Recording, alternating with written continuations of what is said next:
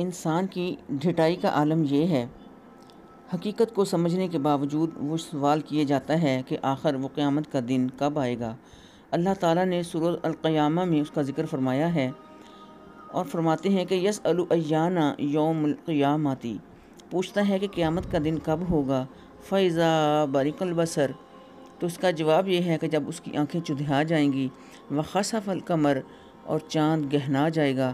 وَجُمِعَ الشَّمْسُ وَالْقَمَرُ، اور چاند اور سورج ملا دیے جائیں گے۔ استغفر اللہ۔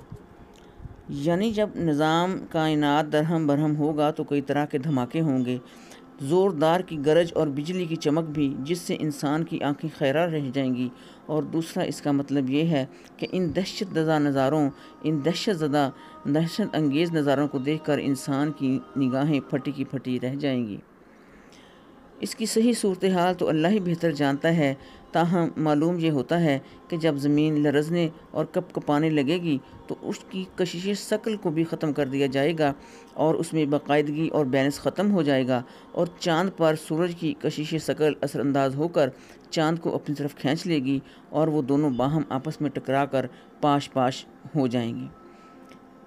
یعنی آج تو انسان یہ پوچھتا ہے کہ قیامت کب آئے گی، لیکن جب واقعی آ جائے گی تو اس وقت اس سے بچ جانے کی اور بھاگ کھڑا ہونے کی کوئی صورت بھی نہیں ہوگی۔ وہ سوچے گا اور دوسرے سے پوچھے گا، مگر اسے سخت ناکامی ہوگی، نہ کوئی فرار کا راستہ ملے گا اور نہ کوئی پناہ کی جگہ ملے گی، اور انسان اس بات پر مجبور ہوگا کہ سیدھا اپنے پروردگار کے حضور پیش ہو جائے، اس کے علاوہ اس کے پاس کوئی چارہ نہ ہوگا۔ استغفر اللہ، استغفر اللہ، استغفر اللہ۔ اللہم اجرنا من النار، اللہم اجرنا من النار، اللہم اجرنا من النار۔